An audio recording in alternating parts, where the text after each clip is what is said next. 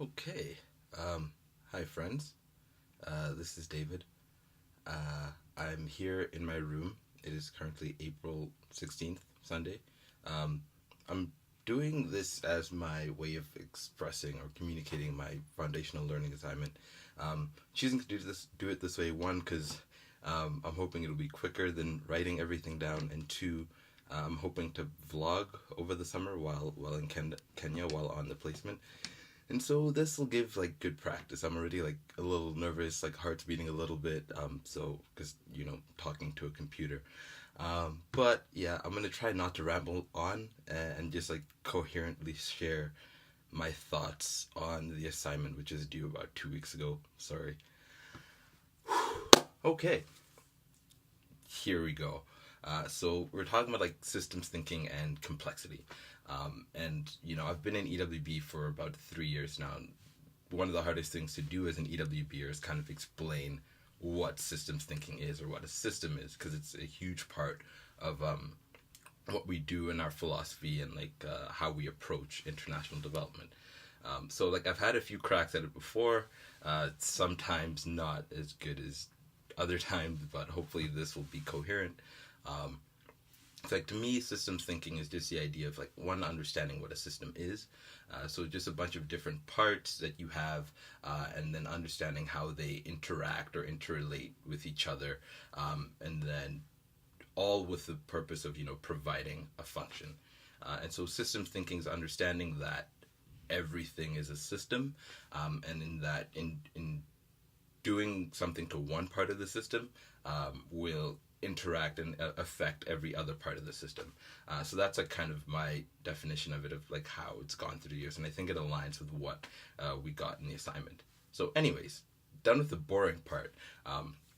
What I want to do in like the next 2 minutes, so it's not too long, is kind of give examples of systems that I kind of have just like lying around in my room here. So first, yeah, they broke it down really well. I like those 4 classifications of a simple, complicated, complex, and chaotic system.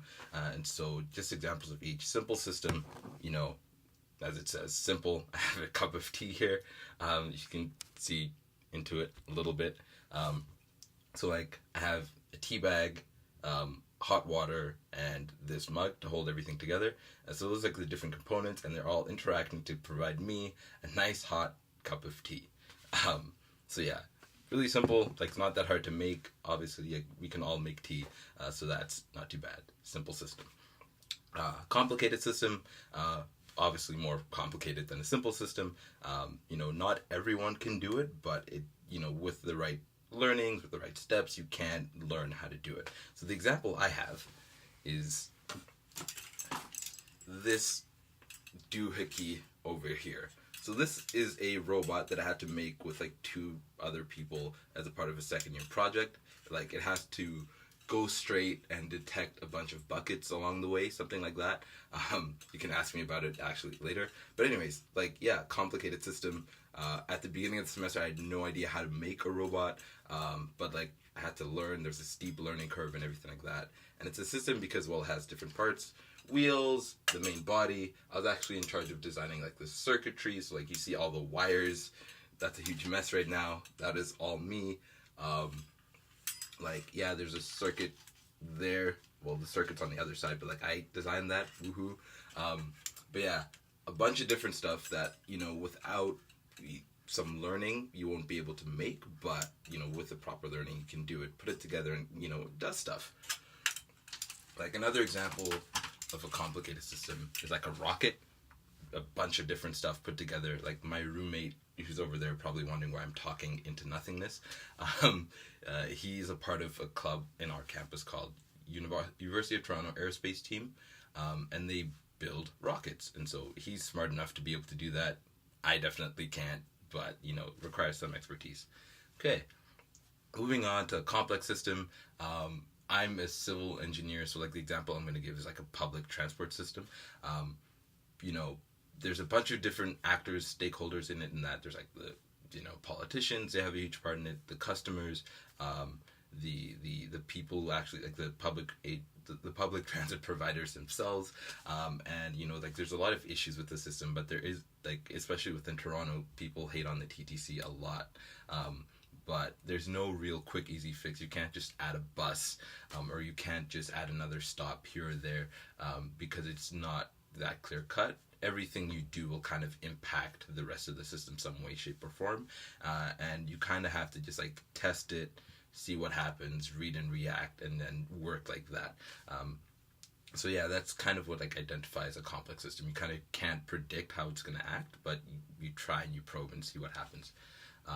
Yeah, and that's like the stuff that we do in EWB, complex systems. Woohoo, because we're awesome. Okay, last one, chaotic system. So I don't actually have anything physical. I'm just going to say my life is a chaotic system right now. Finals, everything. So like the way I understand a chaotic system is like shit hits the fan. You kind of have to read and react how to fix it. Just to give another example as well, my room, as you may see, also kind of a chaotic system, kind of an indicator of my life right now, but I don't know. Okay, yeah, that's systems. Like 6 minutes into the video, like I kind of wanted to go into like the adaptive cycle thing because I thought it was cool. But like you also have lives outside of this video, and I don't want to drag on too long. But, like, yeah, I really like the idea of the adaptive cycle that we talked about as well. Took me like 5 or 6 times to watch the video and actually understand it. But I think it works really well with the action learning cycle that EWB has adopted. The idea of, you know, being in a good place, then kind of, you know, shit hitting the fan, you go into a state of, I don't even know what I'm saying, blanked out. Okay, gonna push through, or not. So I think I'll just leave it at that. Hopefully that's enough.